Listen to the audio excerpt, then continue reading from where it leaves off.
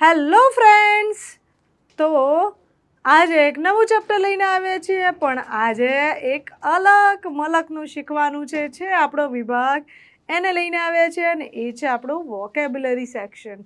તો ચાલો શીખીએ. ચાલો, વોકેબ્યુલરીનો ડે 3 છે આજે આપણો. તો શું છે? તો આજે આપણે શીખવાના છે categories of people. Categories of people. લોકોની જે અલગ અલગ કેટેગરીના લોકો હોય, અલગ અલગ વિભાજિત થયેલા લોકો હોય, અલગ અલગ વિભાગના લોકો હોય. આમ તો કેટેગરી એટલે અલગ અલગ સેક્શન કહી શકીએ આપણે. ચાલો જોઈએ. તેમાં આવા બધા હોય: બેબી હોય, ચાઇલ્ડ હોય, ગર્લ હોય, વુમન હોય, ટીનેજર હોય, નેબર હોય, હોસ્ટ હોય, એક્વેન્ટન્સ હોય, મેન હોય. તો આવી જે જુદી જુદી કેટેગરીઝ છે એનો અર્થ શું થાય અને એકચ્યુઅલીમાં કેટેગરીને શું કહેવાય, ચાલો શીખીએ. તો સૌથી પહેલાં લઈએ એક્વેન્ટન્સ. જો અહીંયા સ્પેલિંગ જોઈ લેજો. એક્વેન્ટન્સ. એક્વેન્ટન્સ એટલે ઓળખ. એક્વેન્ટન્સ એટલે ઓળખ. ઓકે, ચાલો. ગર્લ તો ખબર જ છે. ઓ મેડમ, અમારી સામે પણ એક ગર્લ છે. અને ગર્લ એવું બોલવાનું થતું નથી. શું બોલીએ છીએ આપણે આમ જનરલી? એટલે આ એક ગર્લ મળી હતી. ગર્લ નથી બોલાતું. આ માત્ર શું બોલાય છે? ગર્લ. શું બોલાય છે? મેરી એક ગર્લ દસો. હા, એ ગર્લ એટલે ગર્લ. ઇંગ્લિશમાં એવું જ બોલાય છે, ગર્લ. ઓકે, ગર્લ એવું બોલાતું નથી. ગર્લ એટલે છોકરી. યા, નેબર. રાઈટ. પહેલો સ્વજન કોણ આપણો? તો પાડોશી. રાઈટ. પાડોશી. કઈ ડોશી? પાડોશી એટલે આપણો પડોશી. એકચ્યુઅલી પડોશી એને ઇંગ્લિશમાં કહેવાય છે નેબર. NEIGHBOUR, neighbour. જો એ સરસ મજાના ચિત્રથી બતાવ્યું છે. રાઈટ. નેબર એટલે પડોશી. Okay, baby. Oh my baby. આપણે છે ને છોકરીઓ માટે પણ આવા શબ્દો આમ ક્યુટી વપરાતા હોય. છોકરાઓ માટે માય બેબી. એકચ્યુઅલી આ બેબીનો અર્થ થાય બાળક. શું અર્થ થાય? બાળક. કેવું સરસ મજાનું બાળક સૂતું છે. તો બેબી એટલે બાળક. અને આપણા ઘેર કોઈ આવ્યું હોય, આપણો દેશ છે એ આપણા વેદોમાં કહ્યું છે કે અતિથિ દેવો ભવ. એટલે કે અતિથિ ભગવાન સમાન.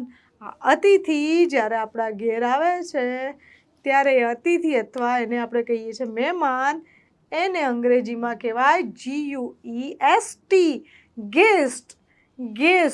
ગેસ્ટ એટલે મહેમાન. ગેસ્ટ હાઉસ આપણે સાંભળ્યું છે ને, ગેસ્ટ હાઉસ એ મહેમાન ઘર એવું કહી શકાય એને. એટલે ગેસ્ટ એટલે આપણા મહેમાન. ચાલો. ઓકે, ટીનેજર, તરુણ. જે અવસ્થામાં મનુષ્યની આયુષ્યના આ અવસ્થામાં જેનામાં અલગ પ્રકારનો જોમ હોય, જુસ્સો હોય, સાહસ હોય અને અલગ જ પ્રકારનો તળવળાટ હોય, એને કહેવાય તરુણ. અણદીઠેલી ભૂમિ પર યૌવન માંડે પાંખ. રાઈટ. આ સાંભળ્યું છે તમે? તો આ તરુણ અવસ્થા જે હોય છે એને કહેવાય ટીનેજર. રાઈટ. ટીનએજર. રાઈટ. તો તરુણને કહેવાય, તરુણ અથવા તરુણીઓ જે હોય છે એને આપણે કહીએ છીએ ટીનેજર્સ જે બોલીએ છીએ એ ટીનેજર્સ એટલે તરુણ અથવા તરુણીઓ. ટીનેજર એટલે તરુણ. બોય, આ તો આપણને ખબર જ છે, છોકરો. યસ, આ સૌથી મોટો વર્ડ છે. આમ જોવા જઈએ તો આપણને નથી ખબર હોતી.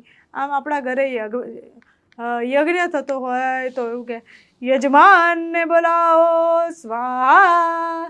તો ત્યારે બોલતા હોય છે બ્રાહ્મણો, યજમાન કૃપા કરીને તમે અહીં આવો, કૃપા કરીને તમે હોમ કરો, કૃપા કરીને તમે આહુતિ આપો. રાઈટ. યજમાન એટલે હોસ્ટ. જ્યારે કોઈ પ્રોગ્રામમાં પણ હોય છે ને, એન્કર્સ નથી હોતા હોસ્ટ કરતા, મેં હું આપકા હોસ્ટ એન્ડ દોસ્ત રોહિત. રાઈટ. તો એ હોસ્ટ એટલે પણ યજમાન. રાઈટ.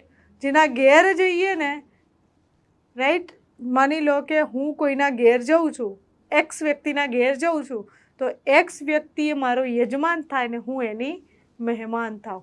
તમે મારા સ્ટુડિયોએ આવશો તો હું યજમાન, તમે મારા મહેમાન. વિઝિટર મુલાકાતી. જ્યારે કોઈકની મુલાકાત લે તો આપણને ખબર જ છે કે વિઝિટર આજકાલ બહુ ચાલે છે. Visitor visa, visitor visa, visitor visa. તો મુલાકાતી, મુલાકાત લોંગ લાસ્ટિંગ હોતી નથી, મુલાકાત થોડા સમય માટેની હોય છે. વિઝિટર એટલે મુલાકાતી. અને ચાઇલ્ડ એટલે બાળક અથવા સંતાન. બાળક કરતાં એ સંતાન કહેવું વધારે એપ્રોપ્રિએટ છે. ચાઇલ્ડ એટલે સંતાન. યસ, આપણે જે જોઈએ છે પ્લેનમાં, right, hostess, hostess, air hostess. અરે મેં તો આમ કરીને ક્લિક કરીને ફટ લઈને સ્વિચ દબાવીને એર હોસ્ટેસને બોલાવી જ લીધી ને પછી કહ્યું કે મને પાણી પીવું છે, પછી પાણી આપો, રાઈટ. આ હોસ્ટેસ એટલે સ્ત્રી યજમાન. હોસ્ટ યજમાન, સ્ત્રી યજમાનને હોસ્ટેસ કહેવાય. એર હોસ્ટ હોય છે. શું હોય? એર હોસ્ટ એટલે જે પુરુષ જે એમાં માની લો આની જગ્યાએ કામ કરે તો એ એર હોસ્ટ. વુમન સ્ત્રી, અને વુમન બોલાય છે, અને વુમેન બોલાતું નથી. વુમન. અને આને વીમેન બોલાય છે, રાઈટ. WOMEN ને વીમેન બોલાય છે, અને વુમેન નથી બોલાતું. અને શું? વુમેન નહીં, આને બોલાય છે વીમેન, અને આને woman. Okay. Friend, friend, friend indeed is a friend in need is a friend indeed, right. તાળી મિત્રો, શેરી મિત્રો 100 મળે, તાળી મિત્ર અનેક, જેમાં સુખ દુઃખ પામીએ 100 લાખમાં એક. ફ્રેન્ડ, મિત્ર. મેન, MAN, મેન માણસ, પુરુષ માટે પણ વાપરવામાં આવે છે. ઓકે, ક્લિયર છે? તો આ વોકેબમાં આપણે જોયું જુદી જુદી કેટેગરીઝના લોકો. ઓકે, સો વોકેબ એટલા માટે હું તમને આપું છું અહીંથી કે તમારું શબ્દ ભંડોળ સમૃદ્ધ થાય. ના કે ફક્ત અંગ્રેજીના સ્ટેપ્સ શીખી લો કે અંગ્રેજી બોલવાનું શીખો. બોલતા તો શીખીશું, પણ સાથે સાથે તમારી જોડે શબ્દો પણ હોવા જોઈએ ને બોલવા માટે. એટલા માટે વોકેબ આપું છું. તો વોકેબને તો હંમેશા માઇન્ડમાં રાખવાનું જ છે. Vocab in the sense vocabulary એટલે કે આપણું શબ્દ ભંડોળ. ઠીક છે? મળીએ છીએ નવા લેક્ચરમાં. બાય.